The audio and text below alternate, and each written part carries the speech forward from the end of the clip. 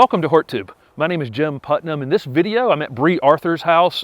She is a garden writer and a garden speaker, and is very well known in my business. In fact, the video I put up from Dr. Alan Armitage's tour video, he mentioned Brie in that video. And I've shot a couple videos here this year. One was a tour video, which I did in the winter, which was an odd time to be doing a garden tour, but this garden still looks great even in the winter time.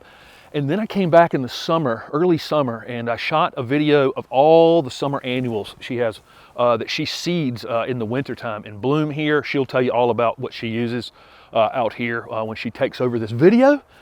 Since I was here last time, she's put in this sidewalk that goes to the door off the driveway, and it's created this bed right here. She had this as summer annuals. And has just torn them out because we've gotten a couple frost, and now she's in the process of seeding her annuals. Luckily, like I say, I have the video from the summer tour that you guys can see, the results of this. Also, she's already done a couple spots in the backyard where the seeds are already germinating. I'll show you that as well. But I'm going to let Brie take over and tell you what she's using, what type of seeding she's doing, her process, and that kind of thing. And if you'll follow her YouTube channel, she actually collects the seed on these so that she doesn't have to rebuy them every year. If you're interested in learning that next year, here's Brie. Hi everybody, I'm Brie the Plant Lady, and welcome to my foodscape. I'm an author and horticulturalist and enthusiastic home gardener who loves to save seed.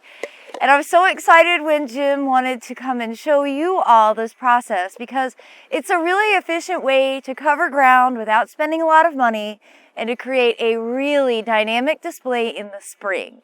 People always ask, what can I grow right now in the middle of November, and what will actually grow through the entire winter season?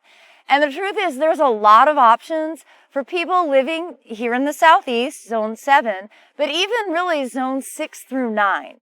And I grew up in Michigan, and we used to grow these things. The way we did it there, we would toss the seeds into banks of snow. As the snow melted, the seed would fall to the ground and it would germinate in place. So no matter where you live, you can do this technique. Just check with some of your regional resources to find out exactly when to sow the seed. But here in Zone 7, now is the ideal time. You could tell it's cold out. Every time Jim visits me, it's freezing, right? That's the thing. These seeds need cold temperatures, not only cold air, but cold soil temperatures in order to germinate.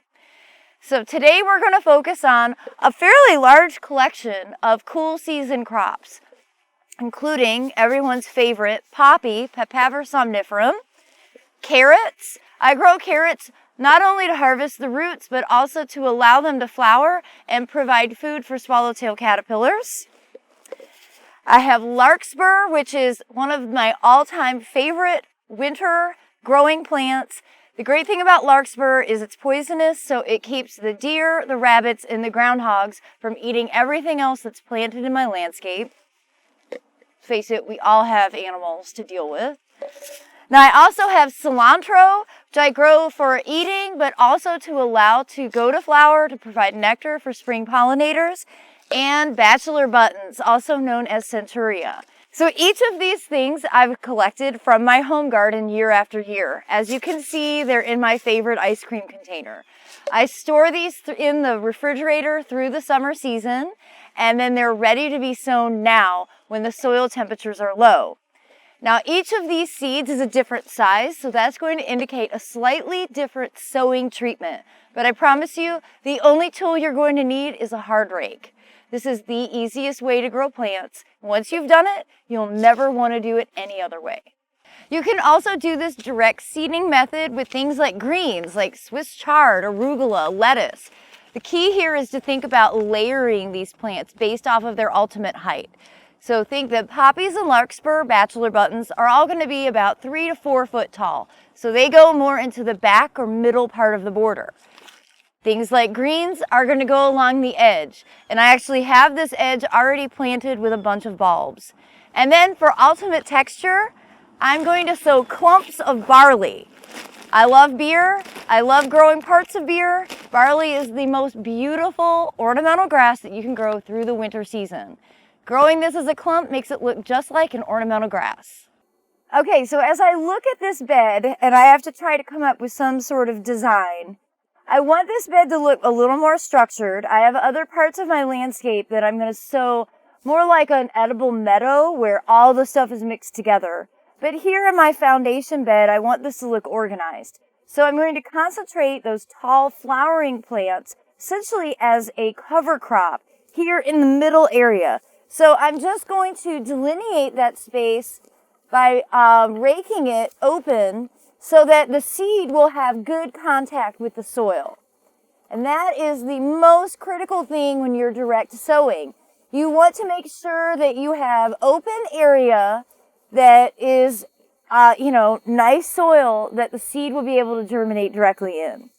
Now, the key here is that the larger the seed, the deeper it needs to be sown, which means that the really small seeds, the things like poppies, they actually are the last thing you sow because they need to be right on the surface because poppies need light to germinate. This is the number one thing that people do wrong when they approach this method. They come in, they rake the bed up, they toss everything in, and then they rake over it. So you can do that with things like bachelor buttons and larkspur, but it doesn't work on poppies. All right, so I've got this area here in the middle raked out. We're going to work our way from the middle out to the edges, except we're going to wait on the poppies because those are last. Now you can see the bachelor button seed and the larkspur seed is larger. I'm going to start by doing bachelor buttons, and I'm basically just breaking these up and letting them fall wherever they fall. Bachelor buttons are really robust. So they're, again, going to get, 3 to 4 foot tall, and they actually kind of grow as large shrubs that flower approximately 6 to 8 weeks through the spring. They're one of my favorite cut flowers. They last a really long time in arrangements, and they're great for the spring pollinators. And the larkspur, I like to call seeding larkspur poppies sort of like seed bowling. You just kind of let the seed gently fall out of your hand. That way you're ensuring that it has fairly good spacing. Now the thing with larkspur, it cannot be transplanted. It has to be direct sown. So this is the only way that you're going to get a healthy stand of larkspur is by tossing the seed directly in your beds.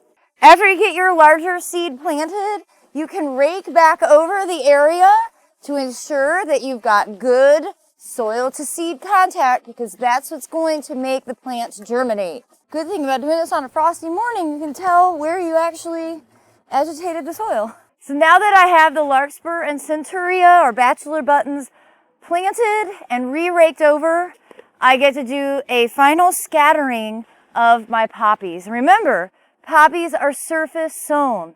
Do not walk on them, do not mulch on them, do not rake on them. The only way you're going to get them to germinate is if you put them right on the soil surface. It's a little anticlimactic because this is it. Once you've done this, you walk away. And you wait approximately 3 weeks and all of this stuff will germinate. To achieve that ornamental grass look, all I'm going to do is rake away an area that's about 2 foot by 2 foot, and then I'm going to just fill that with barley seed. This is a variety that's actually meant to be malted, so you could, in theory, grow this and turn it into beer. This is all barley I grew last year, but I did not make beer. Now that we've got the tall flowers seeded and the clumps of barley in, it's time to do the rest of my plants along this front 2.5 feet of the bed.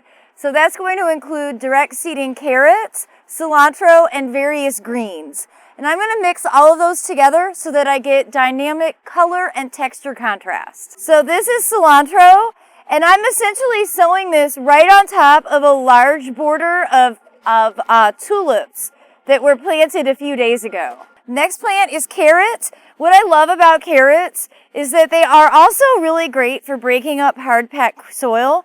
So I learned a while ago that to keep the rabbits and groundhog and deer, I need to grow things like arugula and mustard, onions, garlic. I do those right along the edge because that keeps the animals out. So one thing I've learned is that I can mix a whole bunch of different seeds together. So here is arugula, and I've got some Swiss chard. I'm putting all of these seeds into a bowl together. You can tell it's cold out. My fingers don't work. I'm even adding forget-me-nots. Those aren't really perennial here in zone 7, especially in a full sun bed like this, but they grow well through the winter. Mixing in some lettuce. All of this together is going to look super cool because you see everything has different colors, different leaf textures, and I'm going to be able to harvest a lot of this, so it'll be really practical from a culinary perspective. And that's what foodscaping is all about.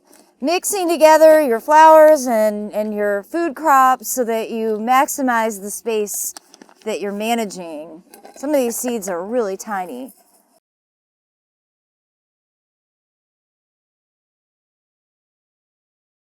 All right, the final step is just to rake in everything that I sowed along the edge. And again, this is all about good seed to soil contact. So it doesn't have to be that the seed is planted really deep.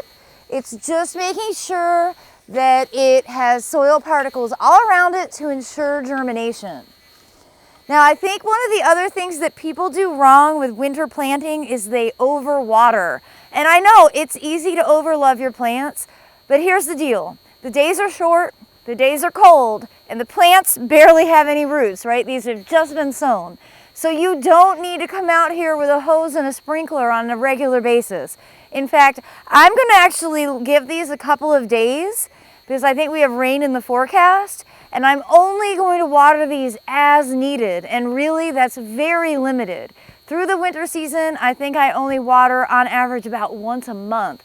And that is often not even the case because here in North Carolina, we get a lot of rain in the winter season. So stay tuned for updates.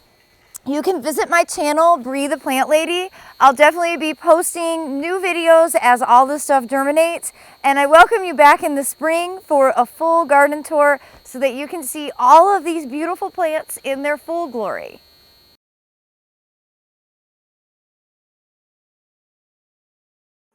Really hard to do with cold fingers. Oh, there's a sweet potato. Oh, it's a good sweet potato. Score.